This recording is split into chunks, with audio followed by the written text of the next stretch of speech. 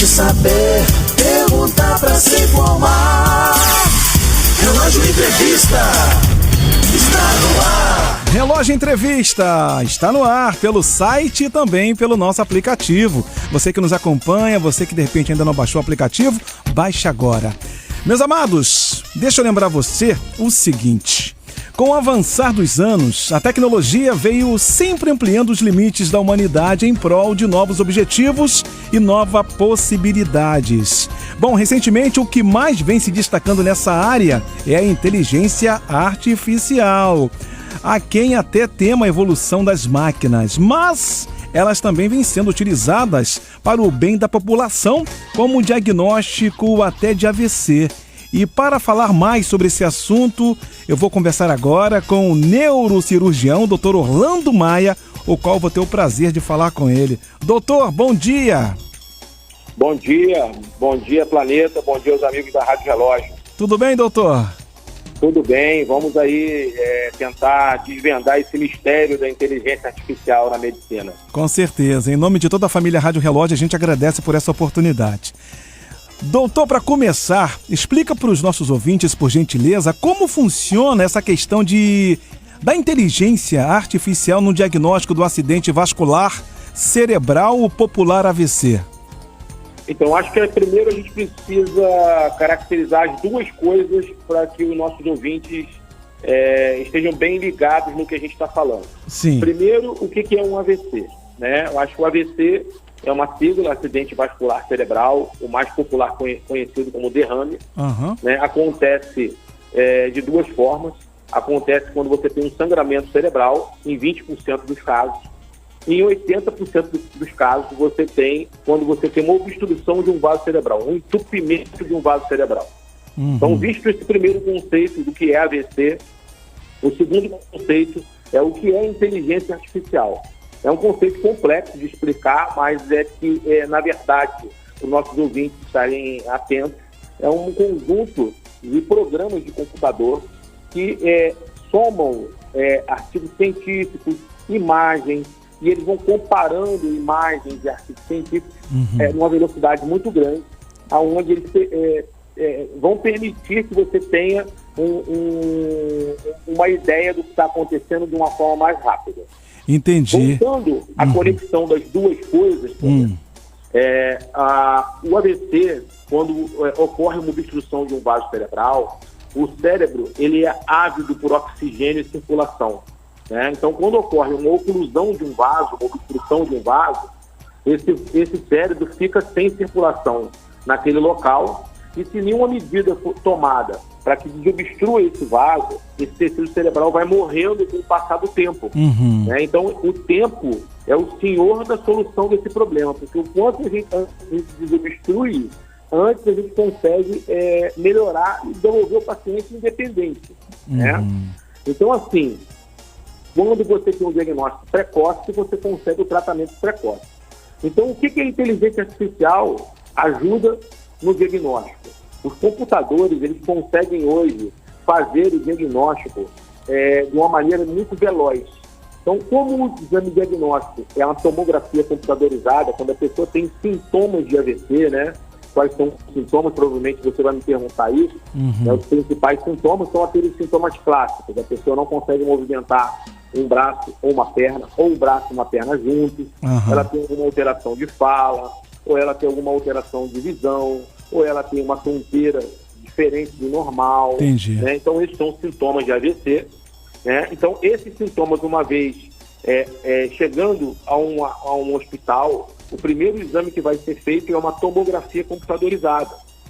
E, às vezes, a imagem da tomografia, do AVC isquêmico, do entupimento de um vaso, ele é muito sutil. Sim. Porque, às vezes, até o olho humano tem dificuldade de ver essa obstrução.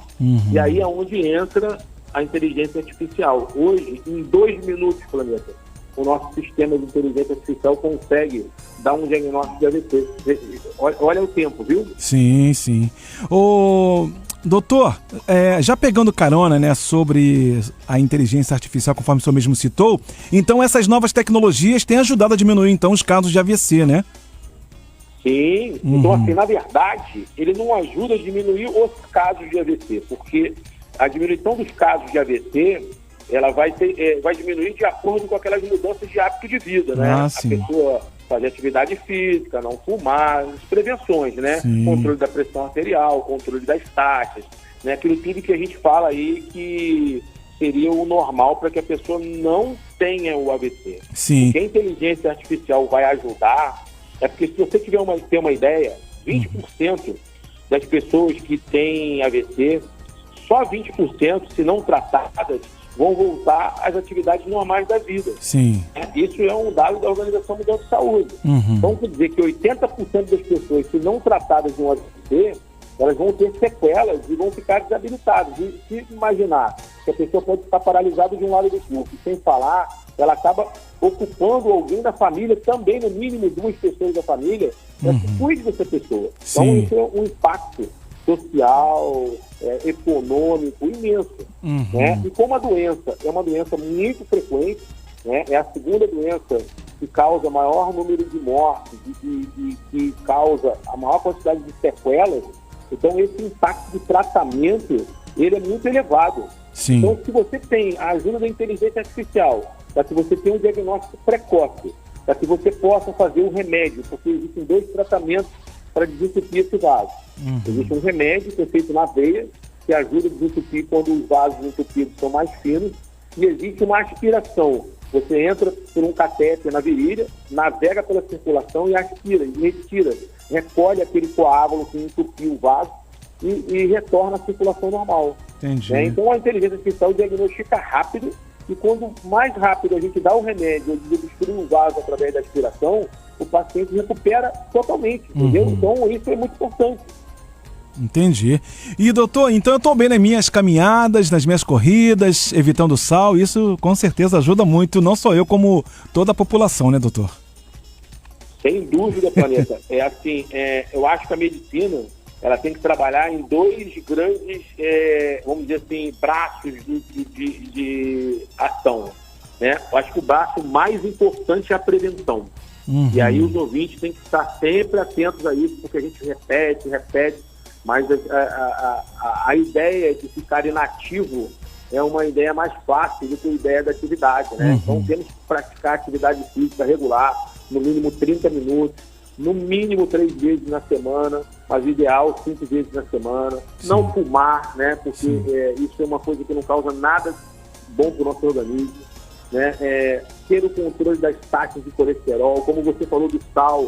O sal é um inimigo em relação à hipertensão, né? Mas também, mesmo que a pessoa toma pouco sal, se ela tem hipertensão, tem que tomar os remédios regularmente, porque invariavelmente a pessoa toma de forma irregular, isso é muito ruim, né? Então isso tudo são medidas preventivas, né? Sim. E o segundo braço é o que a gente já falou anteriormente, que é o tratamento terapêutico, né? O quanto antes melhor. Doutor, para a gente poder fechar, eu gostaria que o senhor desse a sua opinião sobre a utilização da inteligência artificial nas questões de saúde, conforme o senhor citou aí, de evitar o sal e tal. O senhor tem algum conselho ou receio sobre o assunto? Nos conte aí, fica à vontade, por favor, doutor. Então, a inteligência artificial ela está mudando muito a medicina. Eu acho que nos próximos anos aí, e aí a internet, os conceitos de computação vêm mudando, né? Sim. Hoje a inteligência artificial, ela chama inteligência artificial na medicina, né? Sim. Chama generativa, ela aprende com ela mesma, então assim, o computador vem melhorando a cada dia e ela vai influenciar na medicina de uma forma geral de diversos pontos. Os principais pontos são pontos de comunicação, né? Artigos científicos, resumos de atualização médica, ajudas no diagnóstico, ajudas no diagnóstico precoce, como a gente falou, na interpretação dos exames, para que a gente possa tratar o quanto antes. Então, assim, eu acho que a gente só vai passar por uma revolução, vem passando, Sim. e vai passar muito mais nos próximos anos com a ajuda da inteligência artificial na medicina. Tá certo. Bom, deixa eu só lembrar aqui aos nossos ouvintes, doutor, por gentileza, lembrando que eu conversei com o neurocirurgião, né, conceituado no mercado, doutor Orlando Maia. Falamos aqui sobre o uso de inteligência artificial no diagnóstico de AVC. Doutor, mais uma vez, muito obrigado pela sua participação. Suas considerações finais, pode ficar à vontade para divulgar as redes sociais. Quem quiser, de repente, ter uma consulta com o senhor, como é que como é que pode fazer, tal? Fica à vontade. Os amigos da Rádio Relógio, eu estou à disposição de vocês sempre. Existe minha mídia social, que é DR Orlando Maia, tudo junto. Sim.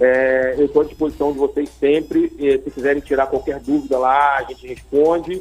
E os amigos da Rádio Relógio aí também, no que precisar, conte comigo. Ô, doutor, eu que agradeço aqui em nome de toda a família Rádio Relógio. Foi um prazer falar com o senhor. Se eu pudesse, ficaria com o senhor aqui até a metade do dia para poder trocar uma ideia, tirar mais algumas dúvidas, né? Mas eu sei que o tempo do senhor é corrido, mas mesmo assim nós agradecemos essa oportunidade que o senhor nos deu aqui neste momento do Relógio Entrevista. Tá, doutor? Brigadão. Muito obrigado, um abraço a todos. Um abraço, tenha um bom dia e até a próxima. Gente, lembrando que quem ficou interessado, quer ouvir de novo, ouvir só uma parte, essa entrevista ficará disponível a partir de amanhã em formato de podcast nas principais plataformas digitais. Essa edição foi pra conta.